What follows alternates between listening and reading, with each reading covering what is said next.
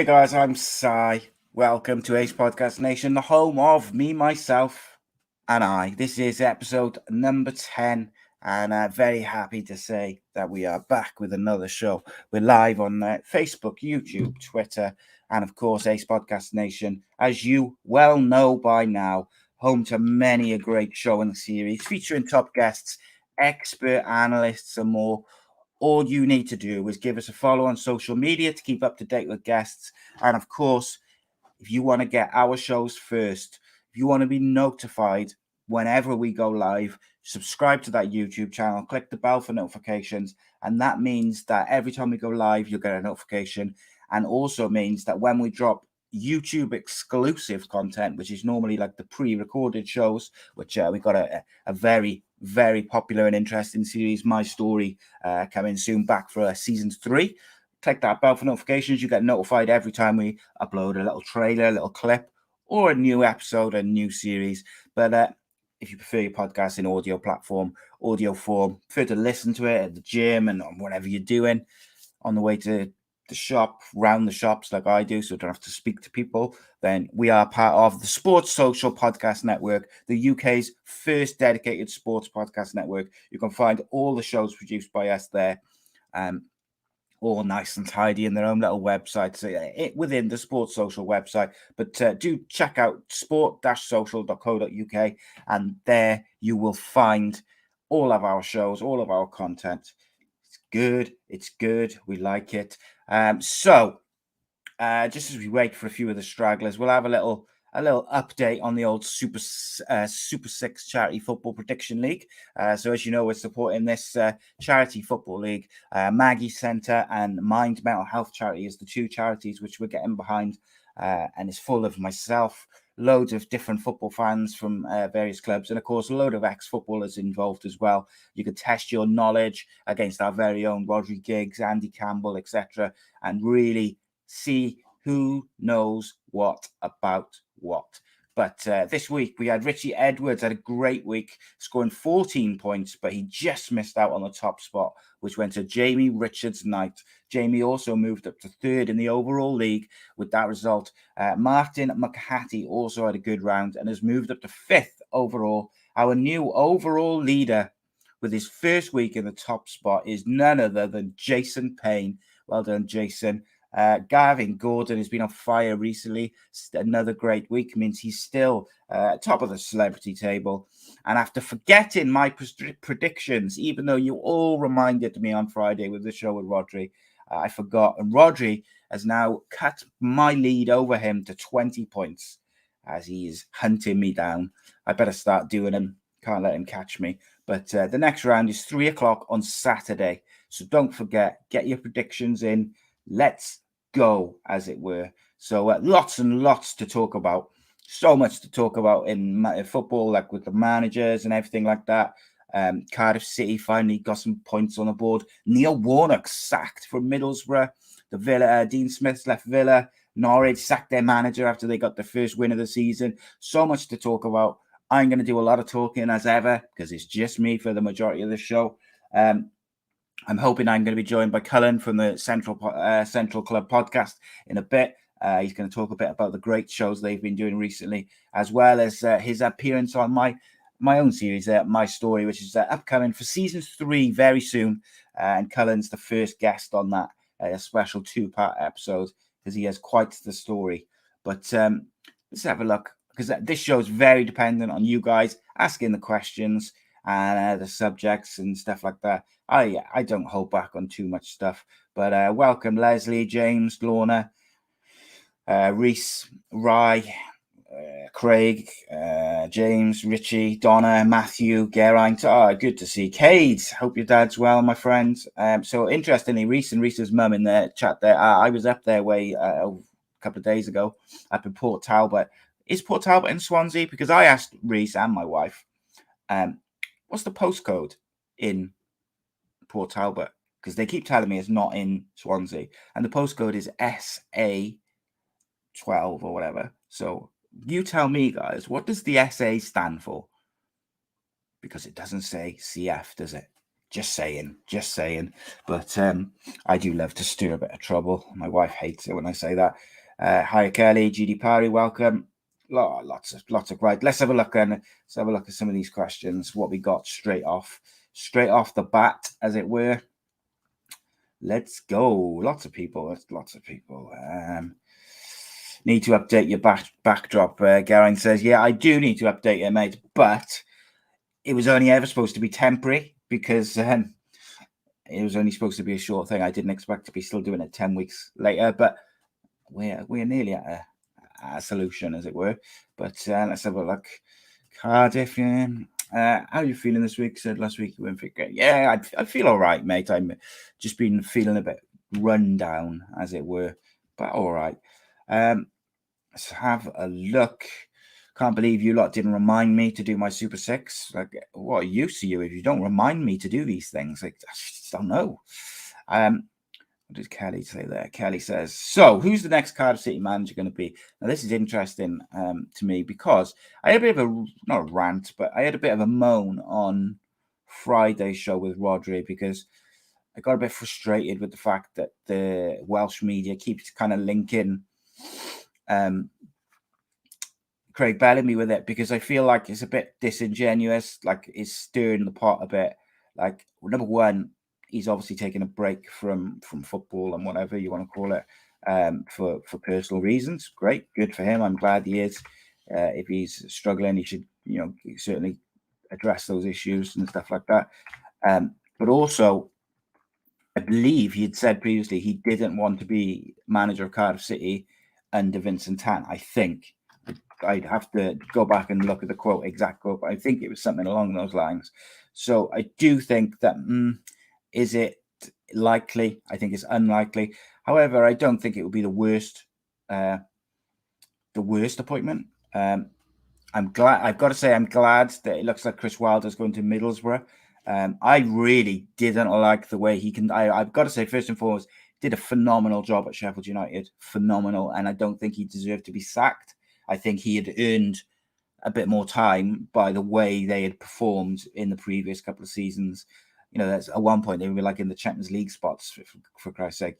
What are we expecting here from Sheffield United? And look at where they are now. However, I didn't like the way he conducted himself in interviews and stuff like that when things went a bit wrong for him towards the end. I didn't like that side of him. I thought he was rude, bit of a bully, and I don't like that at all. And ultimately, I just think. I'm glad he was. I wouldn't have been devastated if he had been appointed Cardiff City manager. However, I'm not disappointed that he's going to Middlesbrough. There's no such thing as mutual agreement. Whilst I agree with you, right? Technically, Warnock wasn't sacked, but as Leslie says straight away underneath you, there's no such thing as mutual agreement. You can't tell me that Warnock's been preparing all season and working hard and blah, blah, blah. And then all of a sudden he's decided, oh, yeah, I think we should go. So, yeah. On the Cardiff thing, yeah, Craig, I agree with you. I think Middlesbrough sacked Neil Warnock or got rid of him, whatever way you want to say it. Like, they got rid of him because they wanted Chris Wilder and they were worried. Obviously, you've got Barnsley sniffing around for a new manager, Cardiff sniffing around for a new manager. And that was one noticeable thing this weekend is the international break came and these clubs, Premier League, Championship, whatever, they made their decision, right, international break, we got time, let's get this manager out. And you know who stuck out and not doing it was Manchester United.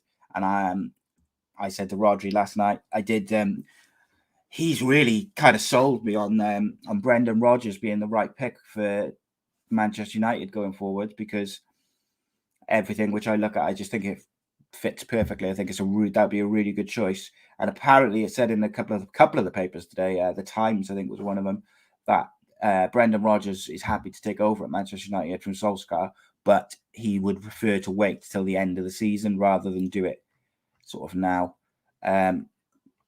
So yeah, I understand that fully. But the Cardiff City manager is a difficult one. I think there's so many different choices. My personal choice, and it's my personal choice, probably a bit of bias in there, is Rodri Giggs. No, I'm joking. My personal choice would be probably Roy Keane And I know people will be like, but I believe that's the right choice. So we'll come back to that, and we'll get our guests' opinion on that as well. Steve Bruce of Man United, Donna says, good grief, can you imagine? But I'm delighted to be joined by the co-host of the Central Club podcast, Mr. Cullen Mace joins me. How are you, mate? Let's change that overlay so we can see your beautiful face. There we go. Oh. What's happening, buddy? You all right, mate? Yeah, I'm good. How are you, Si? Yeah, I'm good, mate. I'm. It's been a weekend. I'll say that. It's been just been. No, I don't know where it went. Like it just was really really quick. Like and just before I knew it, it was Monday morning, and I was feeling ropey. And I've drunk far too much coffee today to the point where I'm feeling a bit like coffee crash now. But yeah. Are you flat out on the coffee all the time? No, I don't drink loads of it, mate. I just drink like a couple of cappuccinos a day, really. But that's mainly because I got Crohn's disease when so it's like I'm not really supposed to drink coffee or have dairy and stuff like that, and I'm not supposed to smoke either. And I do all three in abundance, so it's like I don't help myself. But like today, I was at the shop and I discovered this bottle. It was like a bottle like about the size of that, and it was like espresso coffee with like almond milk or something. And I was like, it says like drink, it's in shots or small portions. And I was just like, this is wicked, really nice. And then about a half hour later, I was just like, my heart rate was going. I was like, oh, okay, this was probably a mistake. But I think I'm feeling the effects of it now, mate, like I'm crashing. But that's what I do.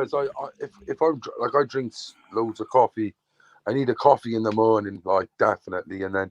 But I'm finding the more coffee I'm drinking, the quicker the come down, and like the harder the come down as well. Yeah, you end up drinking more and more of it, mate, don't you? It's madness. So you had another busy weekend, mate, with the podcast and stuff. What were you recording yesterday? So yesterday we done Decker Gordon Heggie. Decker Heggie, his name is. He's a bare knuckle fighter champion. He's quite a controversial guy, to be honest, in the YouTube game at the moment. Yeah. There's a big trolling campaign going up against him. So basically, a bit of a background behind him. He's from Carlisle, Cumbria way. That's right. Yeah. He's been in a few films, hasn't he? Yeah. I remember correctly. Been in Corrupted. Wasn't he in Lenny McLean film? He's governor. I think it's the opening fight. So basically, it's mad because we talk about it on the podcast how the fate became to him going in that, because we were talking about like childhood heroes and stuff when you're a kid, and like some people are into like movie stars, like cartoons. Some people are like someone's heroes. I remember I had a Michael Owen poster on my wall. His idol was Lenny McLean. So like I remember we were saying, 'cause I remember my old man used to have the book Hard Bastards, and it even had some football hooligans in there as well. But I remember it was Roy Shaw and Lenny McLean. So when he was saying he was fascinated by it, I could see how he was probably drawn into that. And he was saying like he wanted to be a governor when he was younger, just like messing about type of thing. But during school days, he was really bullied, really bad. I've come to learn. And we go into all his childhood and whatnot, and he was saying how he wanted to become a governor himself, and he ended up becoming a bare knuckle fighter himself, and ended up winning the governor title, which is some official championship made by, I forgot the fella's name, I do apologize, but it's all legit, it's all official and stuff. And he was titled the governor at 2015 to 2017. From then he ended up being on films, and he said it was just crazy how he looked up to Lenny McLean. He becomes the governor, which Lenny McLean was known as, and then ends up being in the film My Name Is Lenny, but he gets beat up. He plays a guy who Lenny beats up. But I said, if there's one person you want to get beat up by, it's your idol, innit? Do you know what I mean? 100%, mate. It's like so dream come true stuff, isn't it? Yeah, Yeah, so that was pretty funny, like, you know, and so he, you know, he had the bare knuckle fighting side, and he's got, I think, a lot of his success to his podcast, the platform and the subscribers he has, is from that, because ever since he went from acting, he then got his book, The Prize Fighter. He authored it himself, and then he does this podcast now, the All or Nothing podcast. He went on Sean Atwood. He went on James English. I think he had a falling out with James, and actually James took his down. And yeah, so basically I had Darren G on the podcast, another one who's a Marmite, you could say. He's a bit of a character. 100%. And then through Darren messaged me, because Darren was going to come and do a part 2. And Darren said, I got a guy here. He wants to come and do his story again, because when he done the Atwood and English, when it was early on, when he started fighting, ever since then he's done this podcast, which is doing well, and he's really had a big trolling campaign against him. And he could see the podcast we were doing, with A Voice for Adversity, and we're all about, like, mental health, bullying, all that type of stuff. So he was like, he wants to come on your podcast to do it. So we started talking. I ended up going on his podcast. It's just a bit of a story, telling him my story. And then from then he came on. So we had him on yesterday morning, which was explosive, but it was really good as well. We talk a lot. We got a lot out, which I didn't know about him. But that came out. No, we filmed that. Sorry, so that's out next weekend. Sorry, we also filmed a chap called James Lee, who is he's from Penarth, and so we done John Actie and Tony Paris as soon as the Killing in Biker Bay came out. And ever since we done that, as you can imagine, when you probably get a guest on, you probably get similar guests like reach out to you type of thing. Yeah. And we had a lot of people who have been like, injustice, miscarriage of justice, innocent people. We had it's a Michael, I forgot his name, is terrible. He was a Cardiff 3 as well, the newsagent murder in the. Yeah, I know. He contacted us. Yeah, I'm terrible with names. I'm the same. I'm good with face, terrible with names, but it is what it is. But yeah, so he a couple of people contacted, and it was this one that stood out to me.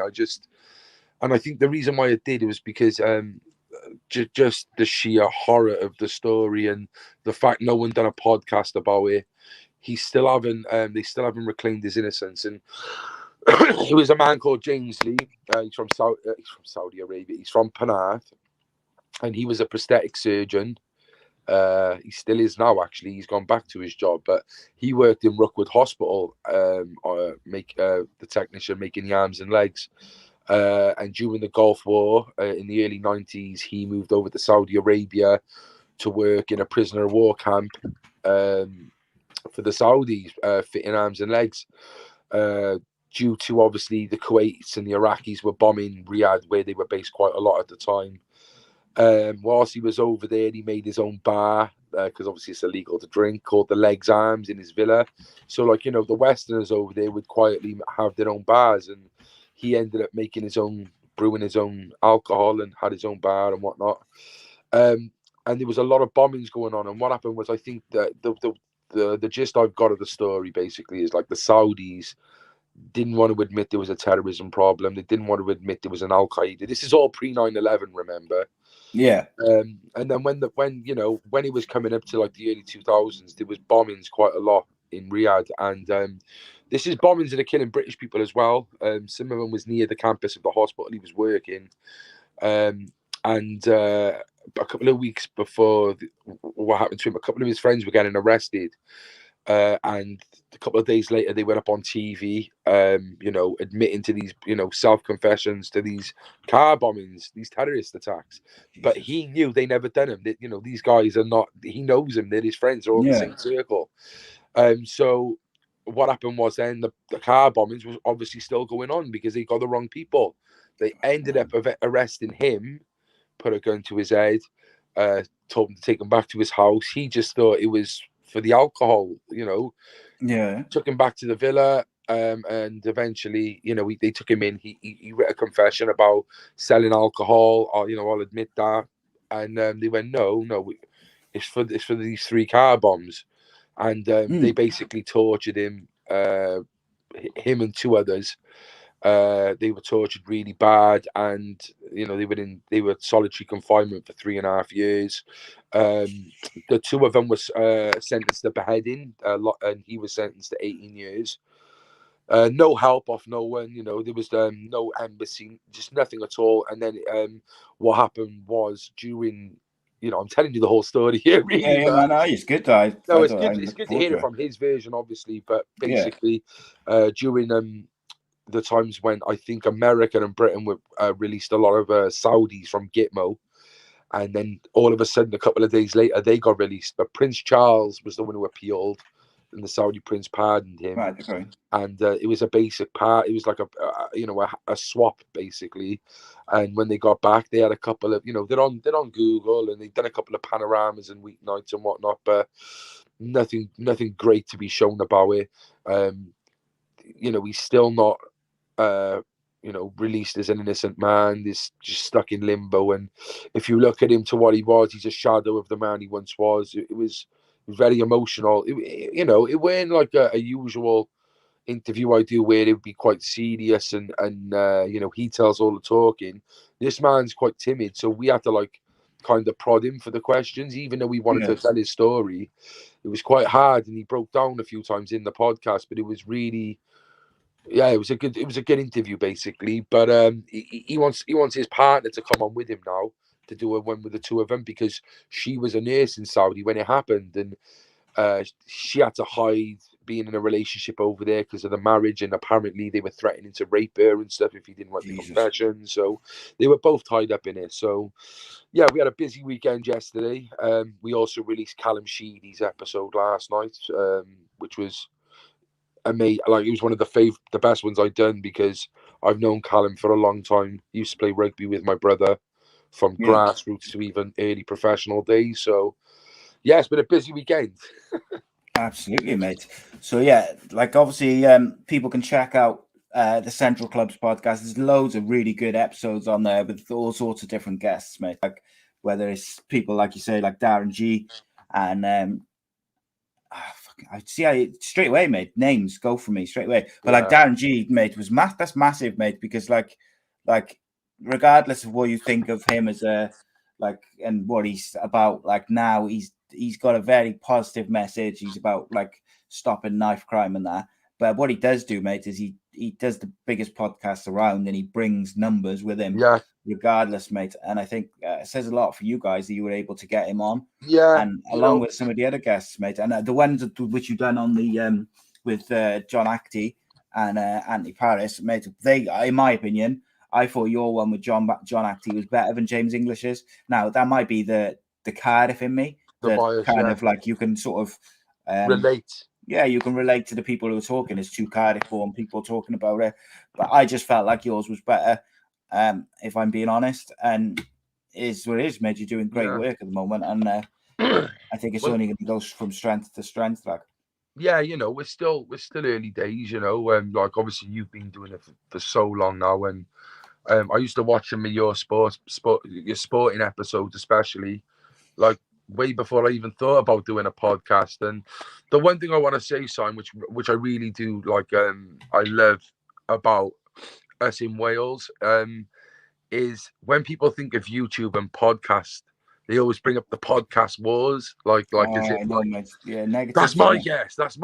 Oh, that's my I really think that we're showing a good example of how people can work together and help each other out, because you would never see James English. I know they're on a different level, but even on lower levels, you would never see two podcast hosts doing a live together. Yeah, mate, 100%. You wouldn't and see I've spoken to a couple of different podcasts from around the world, and a couple of them they wouldn't do a live. They said they do a pre-record, and they prefer to do it that way so that they can take out anything. And I was like, oh, look, that's not really how I roll. It's not about I'm trying to stitch you up or nothing. What it is I like it to be natural. Yeah. And I feel like if you start having to take out loads and loads of stuff, it just becomes a bit choppy. And look, there's a couple of mischievous people in my chat, like Rob Boyle. I'm looking at you.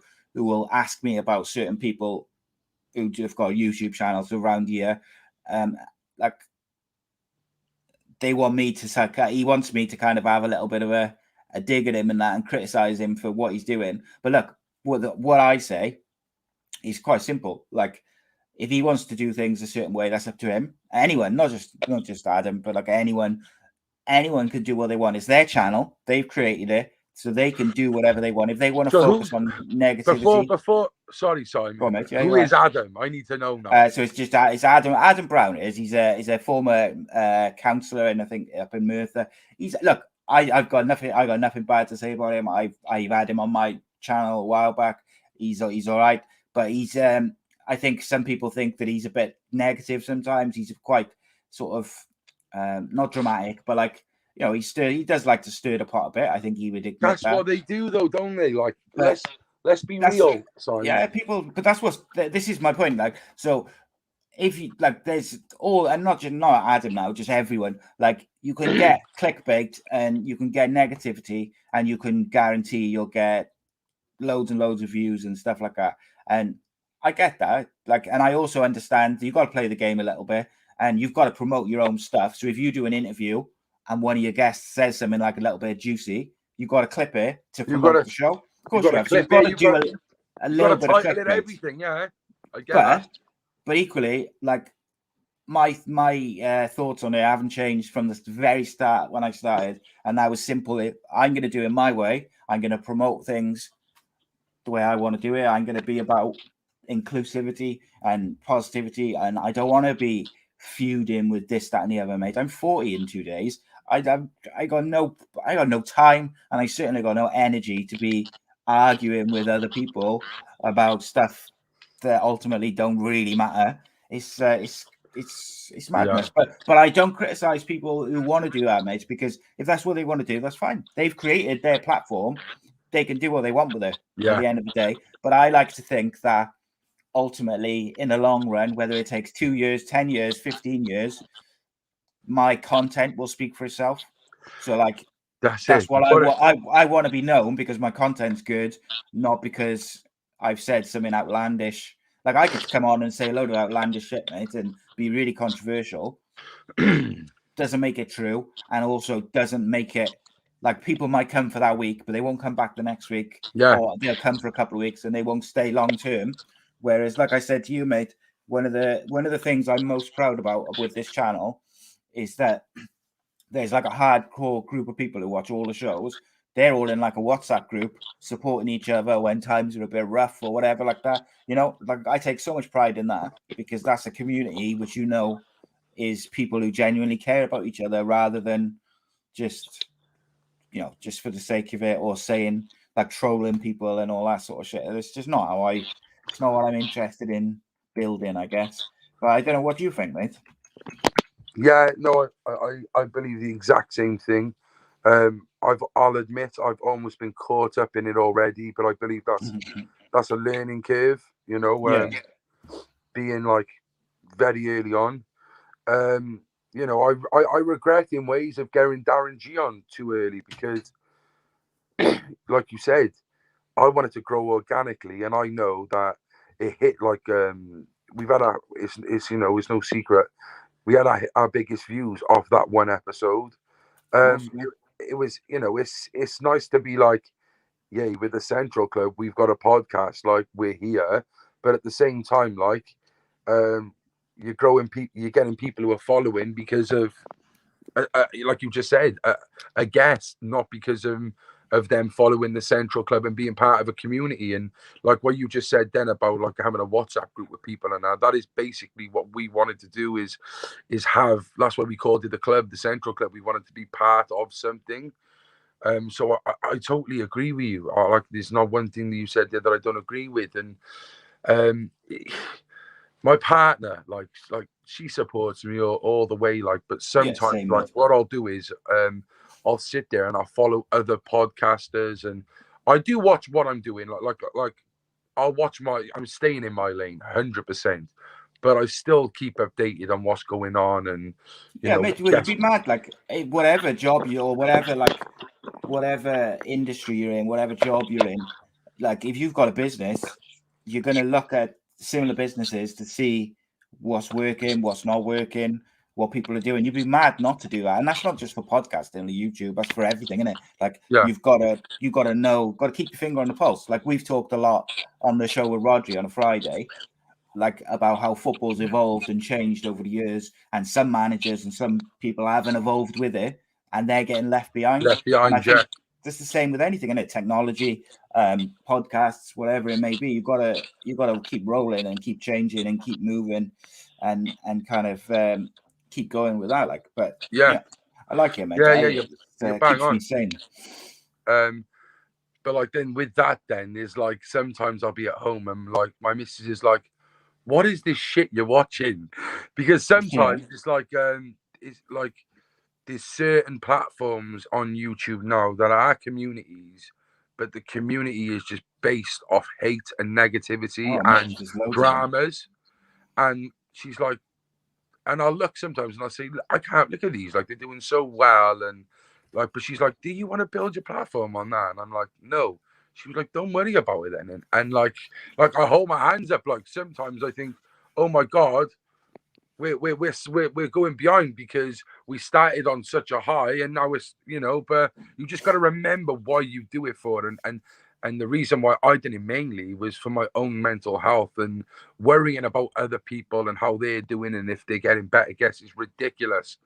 And that's why it's the social media generation, mate, as well. Like it's so easy to get sucked into likes and follows and subscribers and stuff like that. Like I said to you the other day when we were going back and forth on voice notes, like I reckon probably about a year, 18 months ago, like I'd put together like some shows or whatever, and I'd put the shows out. And like sometimes you'd have a guest where you think this is going to bang, this is going to be a great one, and it would do all right. It wouldn't do as well as you thought. And then you'd have another one where you think it's going to do all right, and it would do really well. There was no like rhyme or reason to it. But like when you've put a lot of effort into it and you've edited it and you've kind of done like the best you can do, and you've made it like the best you can possibly do, and you think you've got a good idea, and then if it doesn't quite go as well as you think, you can almost get sucked into like watching those views ticking over, and it could be quite demoralizing, mate. I really like. There was a period where I struggled with it, like because it was like I was just finding it difficult, the amount of time and effort I was putting into it, and it just wasn't quite clicking the way I wanted it to. And then you do get sucked into this like thing of like it becomes like a negative thing then, and like you just said there, like the thing which has kind of clicked me out of that is just remembering why I started it. I didn't start it to become a millionaire. I didn't start it to get 1 million subscribers. I didn't start it to like, I don't know, like become famous or something. I started it because I enjoy doing podcasts, and I genuinely just wanted to like something to keep my mental health tidy because my physical health is so in the toilet. Like, so I needed something to just keep me sane, mate. That makes sense to me as well, because obviously, like some of these people out there with these platforms got nothing. They haven't, like, if you've noticed, some people, they all literally, or not, I wouldn't say channels like podcasts, but I'd say like YouTubers in general. Like a lot of them, like they don't have, like, especially the negative ones, they don't have like a family, they don't have a job, they don't have any of these type of normal things you would say. Like we're very lucky to have that side, and like like that's everything to them, their channel. Do you know what I mean? And I ain't in this for money at all. I've got my full-time job and it's my dream job now, and I'm very, very lucky to have it.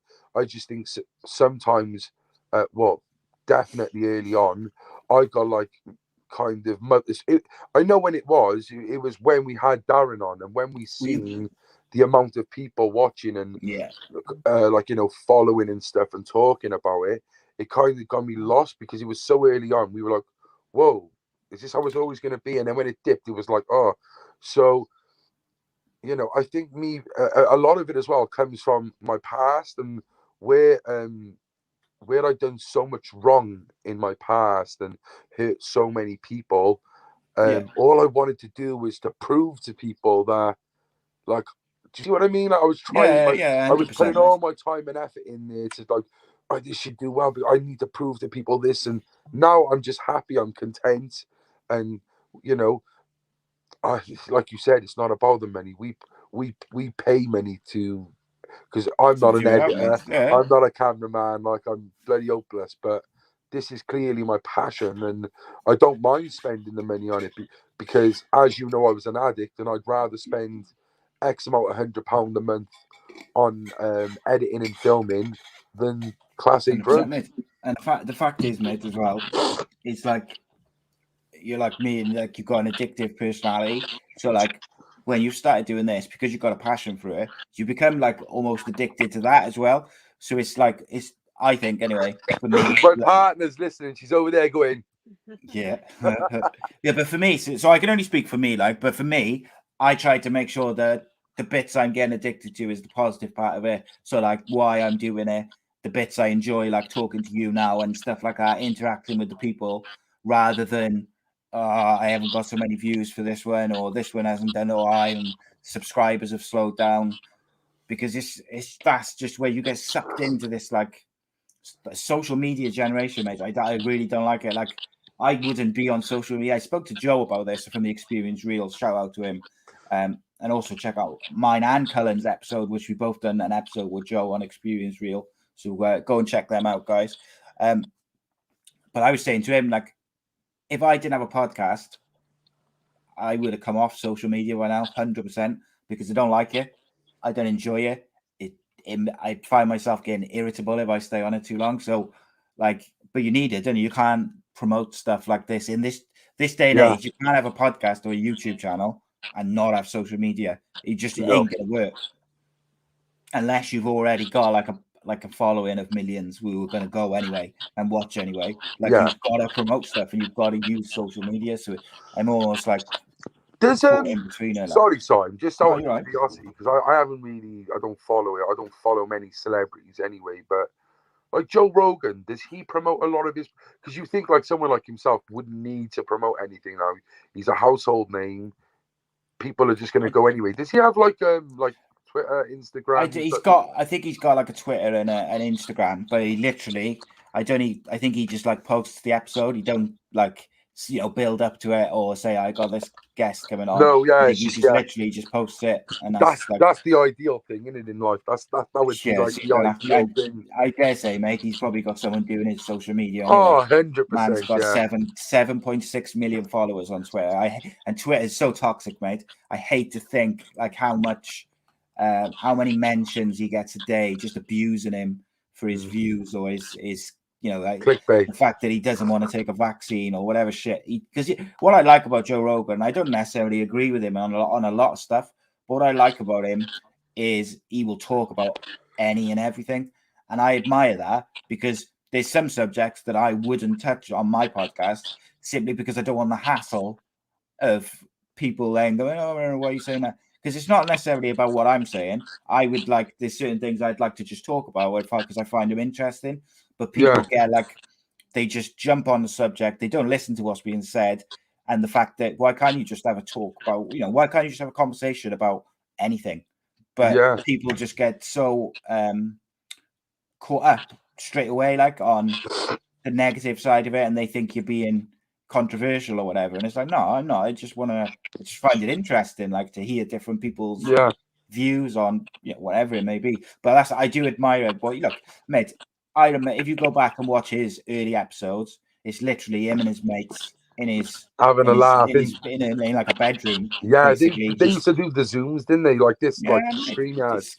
This is where everyone starts, mate. That's I think with Joe as well. I think like same with, you could say in Britain with James as well. Like these people didn't really hit it off until like episode, especially with Joe. I think it was like in episode like 800 or something like that. Yeah, he started to have a studio, and like James English, it took him hundreds and hundreds of quite a lot of interviews and put in a lot of work in. Like it does take time, but I think the best thing is like what you said, Simon. It's just being like not chasing that and just getting the people you want on, and that's what's going to grow you organically and have the real people around you. 100%, mate. It's like I said it like a few minutes ago. Like ultimately, I want the content to speak for itself. Like my podcast channel is named after my kids for a reason, like because I want it to be like a legacy of something, whether it's good or bad. I want it to be something which I put time and effort in and built. So whatever it becomes, I know that I built that. Yeah.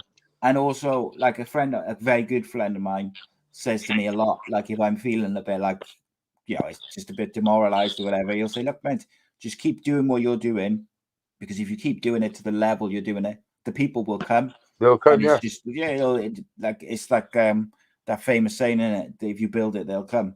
But it just takes time, mate. Like, I think one of the things which got me carried away is I hit like 9,000 Facebook followers super quick, or not super quick, but like quick for what I thought. So I automatically thought all those 9,000 people, they're all going to watch your videos every week. It just doesn't work like that because Facebook doesn't even. So if I put a post on the Facebook it won't. channel, they don't even post it to all your followers. Like, so no, the amount of people, Simon, who like friends and family. I'm not even asking friends. I'm just talking about my family who like genuinely do support. Like they don't even see half of the posts. Like my dad will say, "Why haven't you put this out?" And I'm like, "I shared it." Yeah, so Facebook, like when you got like a business page or whatever, like so podcast page, they don't so you'd think that everyone who follows that page will get that in their feed every time you post, but they don't. So what they do is if people have been, so like say you got people who watch or go on the Central Club site a lot, they'll always be in their feed. But if you've got someone who just clicks on it now and again, it'll only now and again go in. The algorithms, it's bullshit, mate. Crazy, yeah. Because if someone follows something, they want to watch it, don't they? But they want you to use the ads. Yeah, because I think it was Joe who actually told me that because Joe was quite strong on Facebook, and he said if you use the ads though, and what it'll do is it'll just enable you to see the people who would naturally see it. But then when you don't pay the next time, it's even worse. It's like you have to keep paying then. Yeah. Which is crazy. Money making scheme, mate, isn't it? I'll tell you one thing though, Simon, which as well, like you say as well, when you're talking about your kids and a legacy. Who wants to grow up, right, and look at their old man arguing and having like stupid, 100%, irrelevant, like bullshit, really? Yeah, mate, on YouTube, they don't, do they? You wouldn't want that, So you wouldn't have it in real life. You wouldn't want people knowing you're a bad person in real life. So I don't know why people think it's okay to like. It's like safety behind a keyboard, mate, isn't it? The keyboard warrior, yeah. It's like it's one of them things. Like when I did the podcast with Joe, I said, because my kids are all like pretty much teenagers now, like the youngest one's 12, and I said to them, look, because I know they watch my stuff, and like the youngest one will jump in a live chat on his tablet, and sometimes I don't see him, and I'll catch myself like saying something, and I see his name at the bottom, and I'm like, all right, okay, just gotta switch it up a bit. But like, I knew that they would eventually watch that show I did with Joe. So I said to them, like, look, I'm going to talk about some stuff in there which has happened to me. Some of it you know, some of it you will not know. And what I want you to do is if there's anything you want to know about or you want to ask about, you need to come and talk to me about it, and I'll talk to you about it, and we'll explain it. Because like your kids don't necessarily they don't associate me with doing some of the stuff which I did in my teens and my early 20s. So like I was a bit concerned about that, like how they would find watching that and hearing that. But okay, teenagers, don't they? It's just like, whatever, Dad. We had it on our podcast, and the same with me. It's like my mum and dad when I done Joe's and even opening my own story, they were like, "Oh, I'm nervous." My mum's a school teacher, and like they're worried that they'll know. But I'm like, Mum, I've been on like Wales Online. I was going to say you're on Wales Online and that for the wrong reasons, though. So it should not be bad that I'm going on it for the good reasons. 100%. So mate. and like I said, we had a guest on, Rondine Molinaro. She's fucking amazing. Honestly, she's like my stepmother, and I class her as my mentor. So she works for Kaleidoscope where I'm working now. But she's like high up there. She writes strategies for the governments to win tenders and stuff like that. and like she said, like she used to be a very like a blagging person when she in her past life, like, and Yeah. she uses that now to win, grants and For stuff to get like things happening. positivity. Like. Yeah, but her story was, so she was from a Kenyan born, of an Italian father, British mother. They lived in Kenya. Their father run a casino and stuff, and her story's fucking crazy. She done 10 years in a Kenyan prison for smuggling drugs. She was a heroin addict. She she done all sorts. But she said to me, she said, "I'll do it, but on the cases that you don't post it on Facebook because my daughter don't know any of this. She just thinks I'm a drug worker, but she don't know my past." So we done that, and that was fine. But what happened was, we've got a TikTok page now, and the TikTok's doing really well. It's only been a week or two. And basically what happened was I had a phone call the other day because my editor was just editing like the best clips out of some of our things. And the TikTok they done for Rondine was, and this is how it come up as well so you've got the video, but it also had like, you put like a caption on it of like something, and the caption was, I massaged pedophiles' feet for crack, with like a shocking face. And then she rang me and she said, my daughter's seen it. She was okay about it. I think she knew it was inevitable that they would see it, but she's like, man, what's this? She was because her daughter was on TikTok. She was like, "You're famous, man." It was on. I think it got like 198,000, like nearly a quarter of a million views.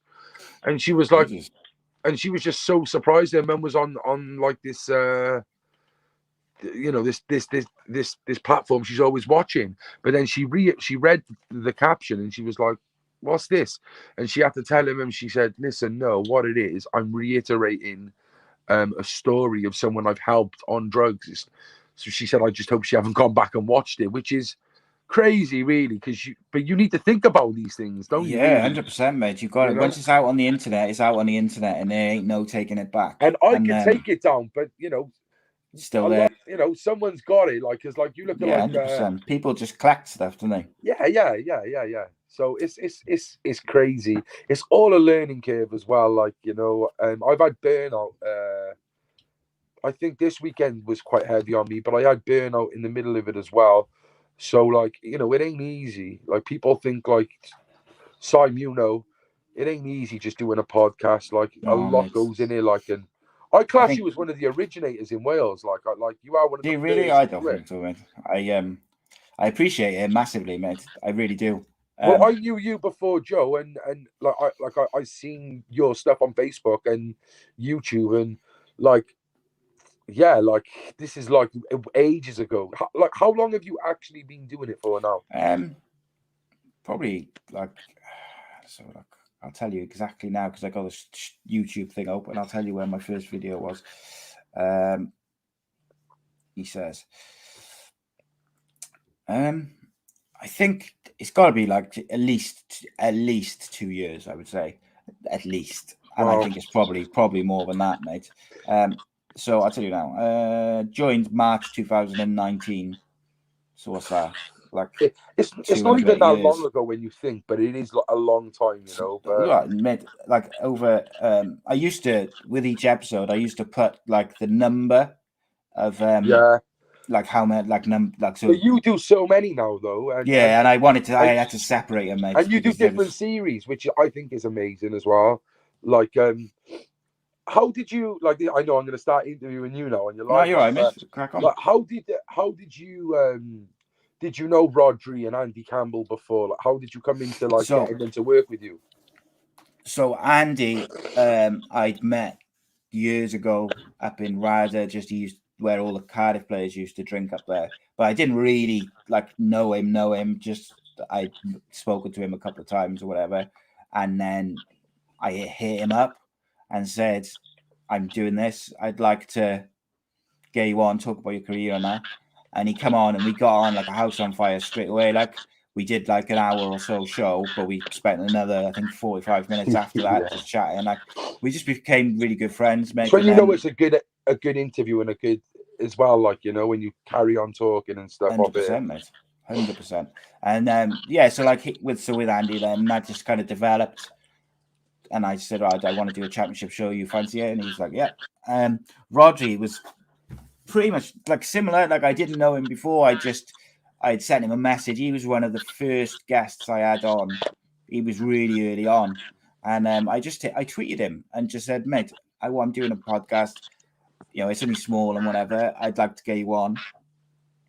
And he was like, "Yeah, I'll do it." I didn't even expect him to reply, mate. Like he's got thousands of followers, and I didn't expect him to even see it.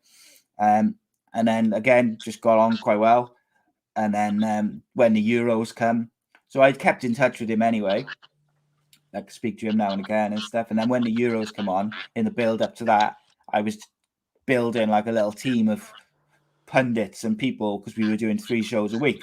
So I wanted to get like a different people as well as me and Andy. Yeah. And I thought he'd be proper, like, because he's got insight into like all of it and stuff, and experience. he's really he talks really like he's got really good football knowledge, and he puts it across well as well. And then we just got on really well, and obviously we did like 3 shows a week for 4 weeks, so we did a lot, and it just got on really well. And that's kind of, I put it to him because Andy had to sort of step away because he was at the Middlesbrough job, and I just said to Rodri, "Look, mate, I think we could do something which would be really good. Do you fancy kind of doing it for a few weeks? We'll see how it goes." And it's kind of just, I was surprised because normally in my, like, at least with my channel, quite often it'll take, especially with newer stuff, it can take like a few weeks to sort of get going. And like, so like it'll take a few days for people to sort of find it and that. Whereas his was like straight away, just sort of a couple of thousand views straight off. And so I think we've done, I forget now. I think we've done 10 episodes because I've done 10 of these, and it's about the same. And then and it was the same with Kev McNaughton. Like I kind of just got to know him through doing the podcast and said I think we could do something completely different. So we did this unscripted thing because I don't think he wanted to necessarily do like a football podcast. He wanted to show that he's more. He's quite funny, isn't he? Oh, he's hysterical, mate. And but like what he does, like he does got a day job, mate. So like what a guy, like he wants to, like he likes, he enjoys doing it, but like he's also like, it's a lot to commit to it every single week in, week out, on top of a full-time physical job.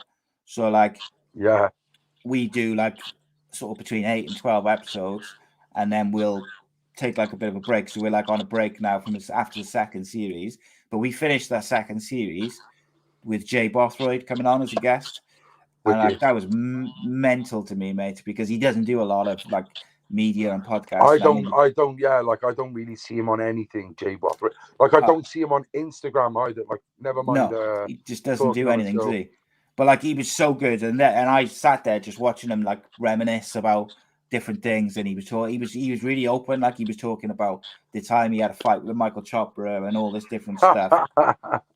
And then like we just kind of hit it off, and like now I've been speaking to Jay, and I don't know if something maybe in the future there. You just don't know, like just making contacts, mate. Oh, sorry, go on. Go on. No, I was just going to say, like, it's not lost on me how fortunate I am. Like, number one, first and foremost, I couldn't do this without my missus, because not only does she like allow me the time to do it, I agree, away from the kids and that, but also when I'm getting it, because as you will have noticed, like I'm all over the shop sometimes because I take really strong fucking painkillers, and I'm in pain all the time. So like sometimes it could be difficult for me to focus on, right, today I need to go through these emails, or I need to book guests for this series or that series. So that's sometimes why stuff takes a bit longer for me to get around to doing. But she'll quite often, she'll just, and she won't like say, right, we're going to do this. She'll just talk to me casually. And then before I know it, I've kind of worked it all out in my head. And she knows what she's doing, I think. But yeah, it's my phone, like my phone is mental now, mate. When I thought on so I got a new phone, and I had to go the weekend with like a temporary number while they switched it over networks. And mate, I've never been one to like stress about stuff like that. I was proper stressed that I was going to lose my contacts, because I was like, if it was even one of them I haven't saved, like, I've worked hard. Detrimental. Oh, mate, I've worked so hard to like cultivate this phone of Your phone book's contacts. a pretty sight now, is it? Oh, it's unbelievable, mate. And that's the thing. Like, it's not lost on me, mate.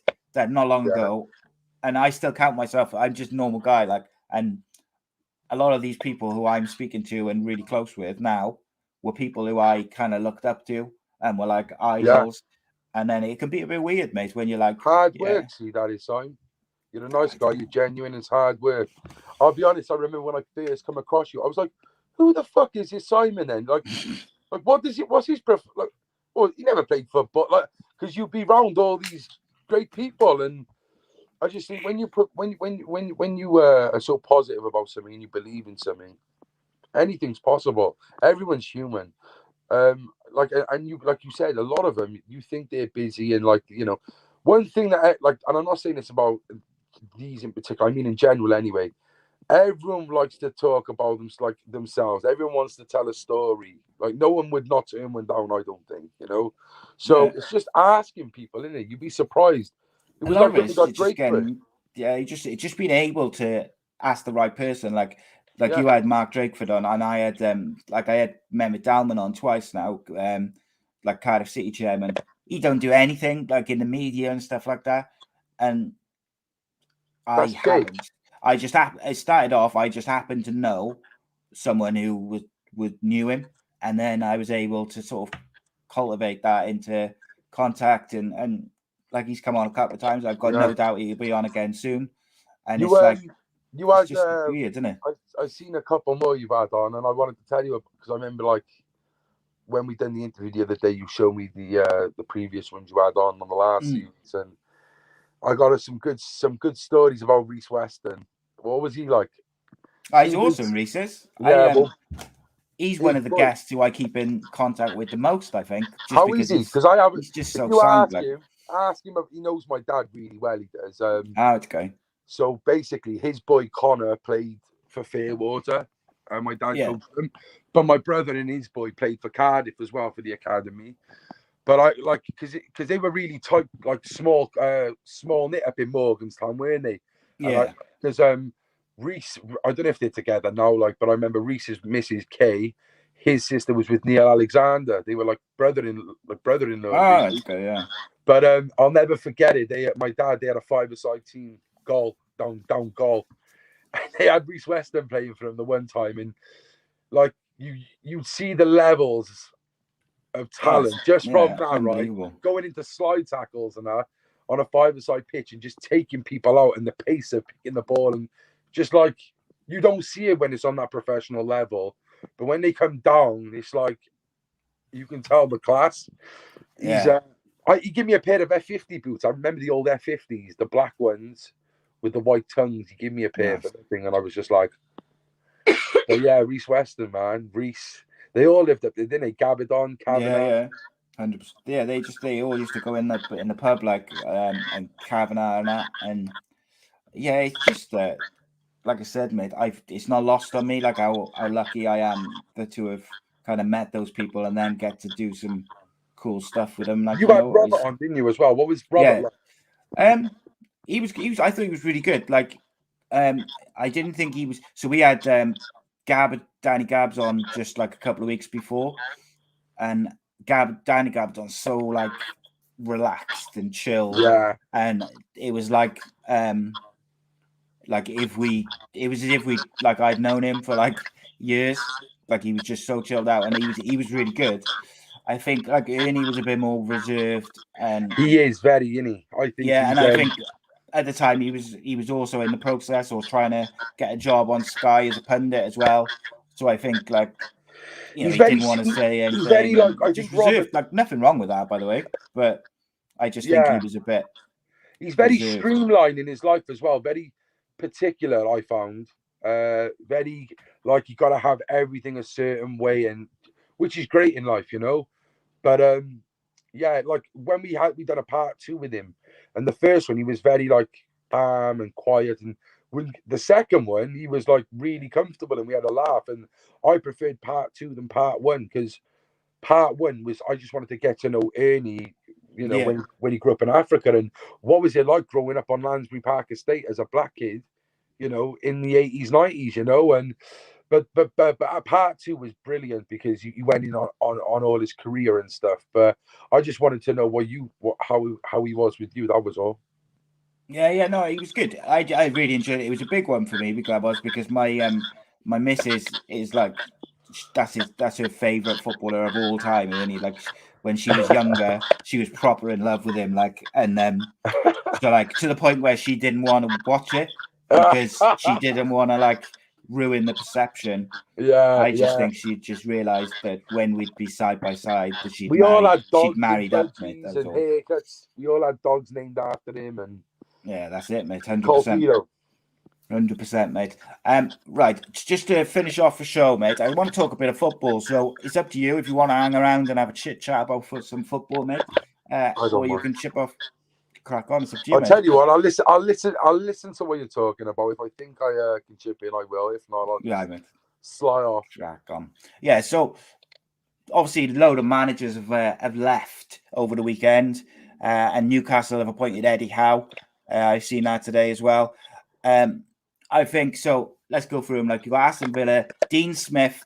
I think should have been given more time. I think he'd earned more time than to just be binned off the way he has, because I think he's done an exceptional job. Aston Villa were hurtling towards relegation in the Championship when he came in, and him and John Terry really kind of settled the club down, got it back in. And I think to bin him off after you've sold Jack Grealish, I think is a bit disingenuous. And also the players that have come in to replace Grealish, they've signed a few, like they're not performing. That's not his fault. Like I get that it's his job to motivate them and stuff like that. But also if they're not settling or they're not doing the job, there's not much he can do about that. And I think that was a bit quick, I think, to sack Dean Smith. The Norwich one, I get sacking him. If they'd sacked him a week ago, I'd have said, yeah, I kind of get it. They haven't won a game all season. But they sacked him after he won his first game of the season on Saturday. And then it becomes clear that they'd already made the decision to sack him. And like that, for me, it's like, well, then if you'd already made the decision, you should have sacked him. But I just don't understand why. Like they said, they didn't want to... they didn't want to disrupt the team from the game because they were sacking him and stuff like that. But to me, they should have done it or not done it, not hung it over him and then done it straight after he's just won the first game of the season. But I understand why they sacked him. Craig says in the chat, Aston Villa got a massive wage bill, which I got to say that does surprise me, especially after they got rid of Jack Grealish, who I think probably was one of their higher paid players. Eddie Howe, that's a proper appointment by Newcastle United. That's the perfect appointment for them at the perfect time. They needed someone who was going to play football because of the level of player they're going to try and bring in. And I think he's the right transition for them as they try and go from relegation fodder to top 10 and then to European Football Club. And then they can bring in a big name once they get there, because they're going to spend an absolute fortune, a shit ton of money, as it were. Someone asked earlier who I think could be the Cardiff City manager. I want it to be Roy Keane. I think it will be more likely to be, who do we think? I'm trying to think. I think it's more likely to be someone a bit more stoic and dinosaur-like, if I'm being honest. I hope I'm wrong, but if I was being blatantly honest, I think it's more likely that we get a similar manager to the Warnocks and Mick McCarthy's of the world, rather than everyone's hoping for like a young manager who's going to play football. I don't think that's going to happen, if I'm being honest. But on Cardiff, because I think it was Donna said in the chat about about them winning and getting their first 3 points for a long time. I thought they were very, very good on the weekend. Coming back two games in a row now, they've come back from losing positions. And what I really like about what Steve Morrison's done since he took over is he's got Kiefer Moore up front, and he's put in those young footballers in and around him to be his legs, getting the ball in the box from wide areas. I've forgotten his name. Someone in the chat will tell me who was the young lad who come on and then set up Kiefer Moore's second goal off the left. That young kid was flipping exceptional. He made such a difference when he came on because he got the ball and he ran at the defenders, and defenders just don't like that. But I don't know, mate. Where do you see football? Like, where do you watch much of Cardiff and stuff, mate? Oh, you talking to me? Yeah. Do you know what I haven't? Do you know what I haven't for a couple of seasons, mate? Honestly. Yeah, I stopped going. I did, and when they changed colours, I did. I haven't been back really. Odd game. I think I've been back once or twice since they changed colours. Obviously, I followed the first Premiership run. As I told you on my story, I went to the first 2 games and got sent to prison. But yeah, but like it's sad. It's sad to see how it's been. Like I remember you saying about the Mick McCarthy stuff and that, and he was great to stay up. But I remember you said something about like if you want to win games and you don't play ball, if you're playing boring football, you've got to win. You got to win. Like it's not about going down the city and going to away games and stuff as well. As a fan of football, to see your team get beat like that is demoralising, isn't it? Yeah, and it makes it painful, mate. And that's why I believe that's why the fans, there's a lot of fans who've stopped going now this season. The last couple of games, particularly, have been quite poor. Like Mick McCarthy, the way he plays football, you have to be successful. You have to be winning games because otherwise, it is just sucks the soul out of you completely. Yeah. It's Would you say the Mick, like you said earlier about some of these managers who are just stuck with the times? Would you say would you say the likes of him, maybe Tony Pulis, people like that, is just stuck with the times? Yeah, they haven't evolved with football. Football's changed, and they haven't. And you could see that by the tactics, by his formations, by the players he selected. Like, there's a handful of managers off the top of my head, like Tony Pulis is the same. Well, Warnock's just gone again, hasn't he? Well, yeah, Warnock's been sacked from Borough now, basically because they want Chris Wilder. But like Warnock plays a certain type of football, but that has changed a little bit over time because back in the day when he was Palace manager, he had like Dougie Friedman up front, and he had like a couple of wingers who were really good footballers. And ultimately, you're going to play with what you got, and if you haven't got the players to play good football, it's difficult. But at Palace, I remember him playing quite good football. But he's very pragmatic. But were they the players? Are they players that he had already there that he had to use, or yeah, I think so. They're not players. I don't think they were players he signed. No. Yeah. And I saw a few people saying, "Oh, Warnock to Cardiff," and I was like, "That honestly, mate, like." I was furious when Mick McCarthy got the job. I was even more furious when they gave him a contract after a couple of games for 3 years. I love Neil Warnock. I love him as a guy. I love him as a manager. I'd really like him. But I'd be so disappointed if Cardiff appoint Neil Warnock as manager. I'd almost be as disappointed, marginally more happy if Neil Warnock's appointed manager than I would if they brought Neil Harris back in. I could genuinely be disappointed if they bring in Warnock. And that's not necessarily because of him, but it's because of what I've been talking about for weeks now. Cardiff as a club, they need to move on. They need try and play football a certain way.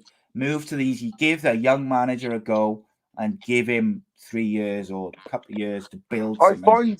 Sorry, I just I don't know, some of your fans will kill me for this, but I'm a Liverpool fan. I am, listen, my dad always said, follow Cardiff, follow Liverpool, support Cardiff, and that's what I've done all my life.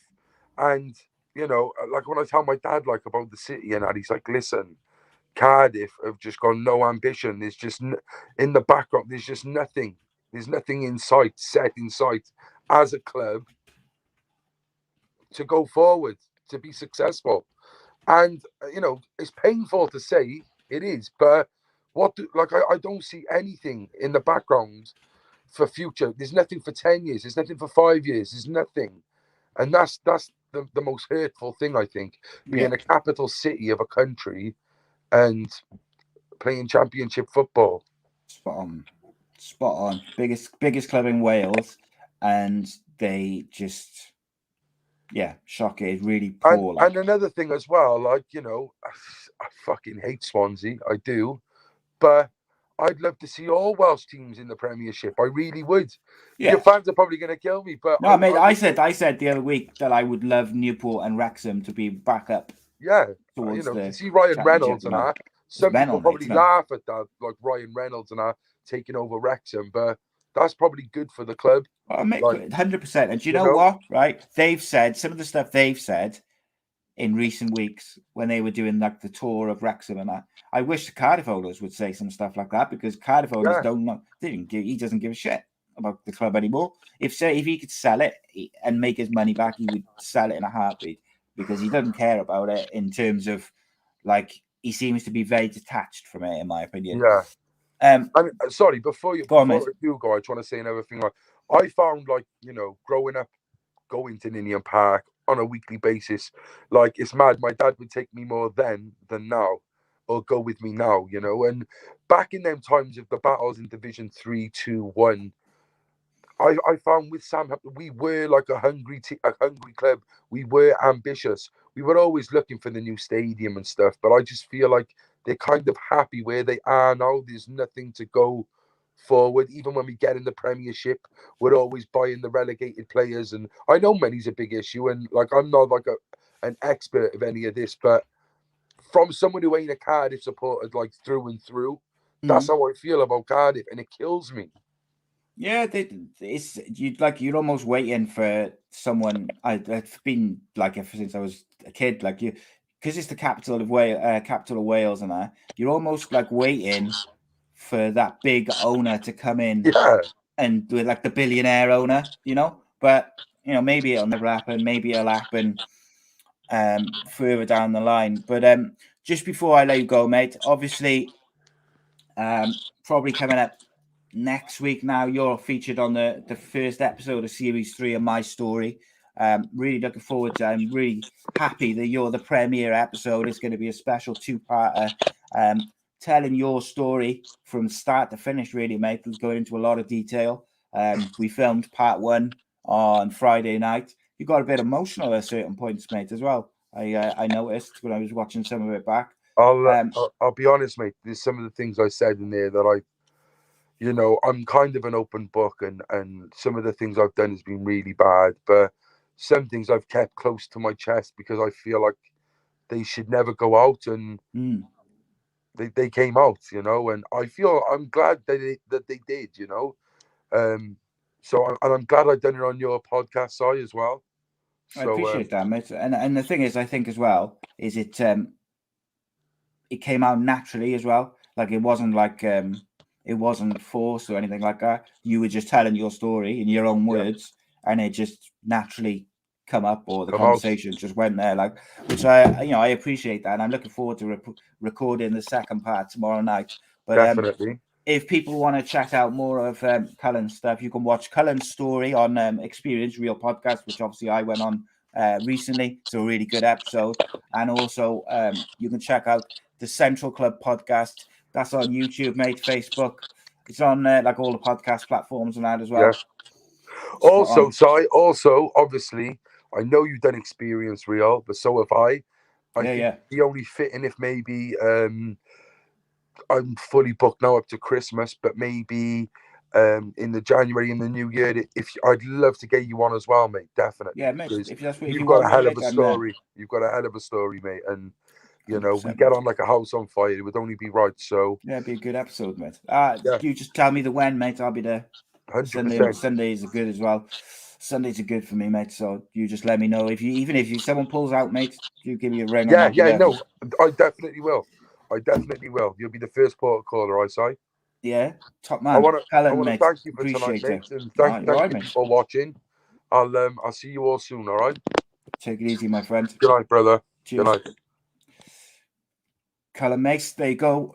Thank you to Cullen for joining us. I really appreciated that. So if you've got any questions, ladies and gentlemen, I'm happy to just very, very quickly answer them, because we had a very slightly different show this evening. Obviously, we normally it's just me ranting, but today we had a guest, which I enjoyed, promote the new series of My Story a little bit as well, which I like.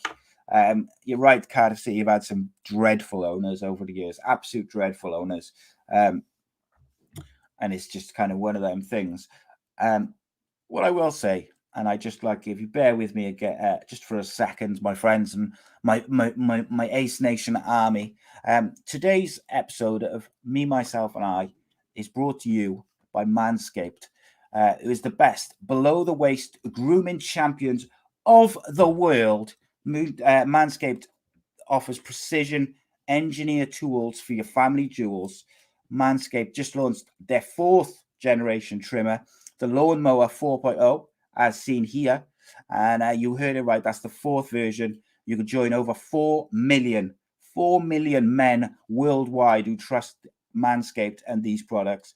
I got an exclusive offer at the moment for you guys. You get 20% off and free worldwide shipping with the code ACE Nation. You can see it at the bottom, ACE Nation. You get 20% off, free worldwide shipping.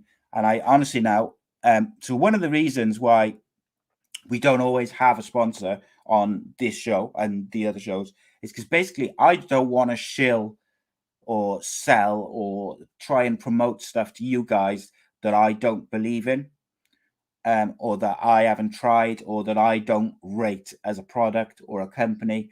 And what I can say is with Manscaped, they sent me this precision pack. So it had like the Lawnmower 4.0, it had the ball toner, the deodorant, anti-chafing deodorant, and it comes with like this really nice charger and stuff like that. And it's really, really good. And look, as much as we maybe as men wouldn't always like to kind of admit it, at various points you might have had a trim, and there's been many a time where I've snagged myself a little bit. And what I can say is the Lawnmower 4.0 will not happen with that. It's got a little, it's got like a torch on it as well, so you can see what you're doing. You can see the torch on there. It's proper quality. Now, what I will say to you is, again, it is top of the range equipment. There's a lot of good stuff within it. Manscaped engineered the ultimate in groin body trimmer by focusing on intelligent functionality, incredible, comfortable grooming experience. The fourth generation trimmer features cutting edge ceramic blade to reduce grooming accidents thanks to their advanced safe skin technology, and I absolutely feel confident using it. I also used it to trim my beard the other day. I used to do my beard first, just to be clear. But no, honestly, now I cannot speak highly enough of the products. And also, their boxer shorts, which they sent me a nice pair of boxer shorts. Their boxer shorts were absolutely unbelievable. I was so surprised just at the quality of them. The material is really breathable, top quality equipment, top quality gear. And at the end of the day, your private parts are private, but also they're the most important part of your body. So why wouldn't you look after them? Why wouldn't you treat them the way they should be treated? And it's not just for men, it's for women as well. They do all the same stuff for females. And spot on. I used the toner the other day, and I will finish with this. That was life-changing. I was like, why haven't I been doing this? Why haven't I been using this when I have a shower for the last 40 years? I'm 40 and I'd never used a toner, and it was life-changing. Absolutely unbelievable. It's time to get your own hair and body trimmer with Manscaped to make some me time the best time and enhance your confidence with some nice, smooth boys. You can shave any part of your body with it. Get 20% off, free shipping worldwide with the code ACENation at manscaped.com. Your balls, your body will thank you. Please support the channel by supporting our brand partners. And also they sell, they sell clothing, they sell cologne, they sell normal razors, all sorts of products to help you look after your grooming needs. So,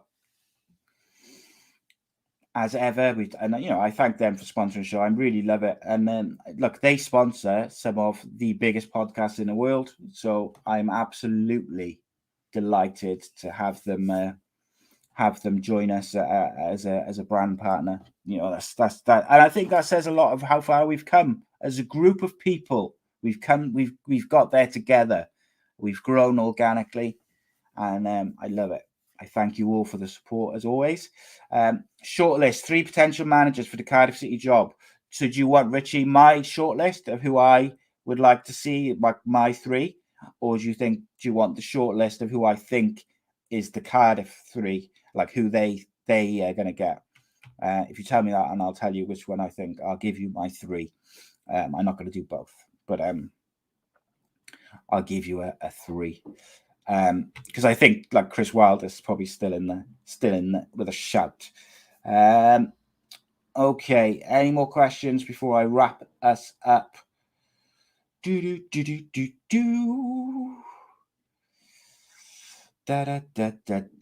have a look. 3 potential managers. How long do you give Xavi as Cardiff City Barcelona manager? He's not Cardiff City manager. I think Barcelona have got issues on and off the pitch, so I believe that it is difficult. They haven't got the same quality that they once had, but they have got some incredible young footballers. So I do think that I think that I think you'll do well. I do think you'll do well. I wouldn't say it's like a nailed on 100%. I think there's a possibility that it might go horribly wrong in under a year. But he's going to have the respect of the people, of the players, and then it's down to them to play their best and show what they can do, because they've got some of their young footballers they've got there. It's just incredible, unreal footballers. Donna Perry says, what do you think about West Ham beating Liverpool? I thought it was phenomenal. I absolutely. I text Rodri last night and said United should have kept David Moyes, should have given him time, because ultimately he's showing that he's able to adapt with the times, evolve, and he's doing a tremendous job at West Ham. If West Ham were to make the Champions League this year, I believe that is about as good an achievement as winning the league with United or Man City or something like that, because for them to oust one of those top 4 clubs is unreal. I do think if it could fall into place for them, though, if Brendan Rodgers goes to Leicester, like some of the reports said today, if Brendan Rodgers leaves Leicester to go to Manchester United mid-season, that could be the undoing of Leicester's season. That could leave a little gap for Leicester, for West Ham to break, to really hold on to that top 4 spot this season. Craig says Wilder's Borough manager. I wasn't sure if it's been confirmed, mate, but yeah, I think he's very likely. Richie said, who's my 3?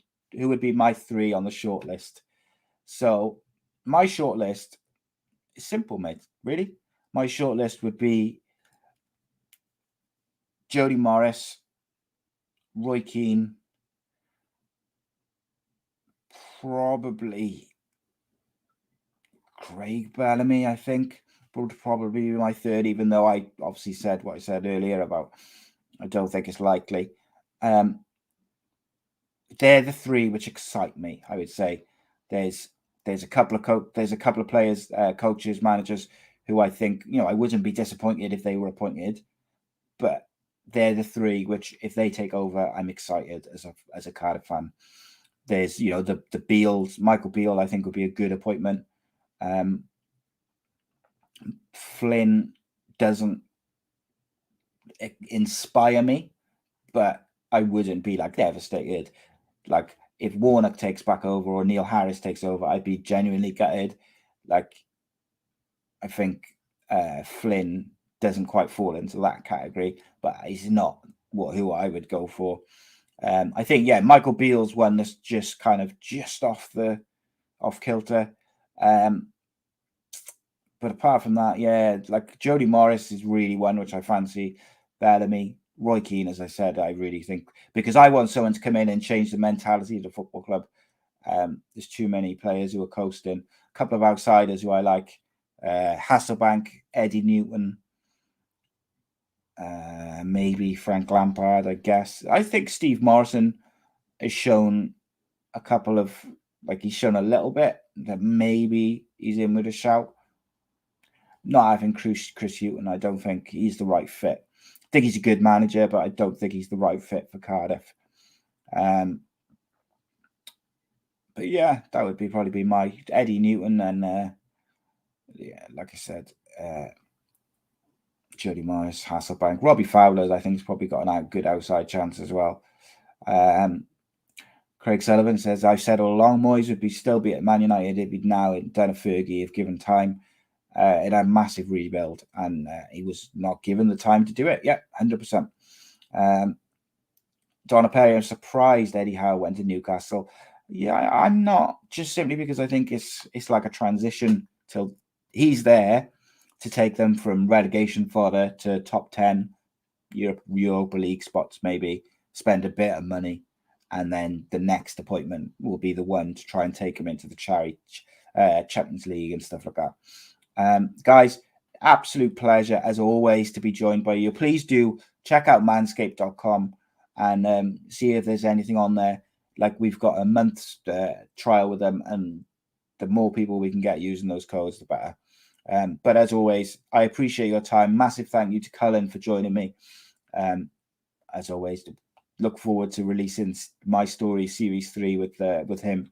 Really interesting, massively interesting episode. Got a hell of a story. And of course, I think Cullen's a massive example whereby just because you've made mistakes, like serious mistakes, earlier in your life, doesn't mean you cannot turn them into something positive later down the line and try and make a difference to people's lives. And that's exactly what Cullen does day in, day out with his work and also with his podcast every Sunday, the Central Club. Please do check it out and have a look. Most of all, check out my stuff. Friday, myself and Rodri Giggs will be live talking the week's football. Maybe Cardiff will have a manager by then. You never know. Maybe, all these football clubs will have appointed their managers going into the international break. I believe Manchester United should have appointed their manager. They should have sacked Ole Gunnar Solskjaer now, so they have time to get ready for January, but they won't. They'll wait until they're out of everything. Appreciate you all. Take care. Be safe. Be good. Don't be a dick.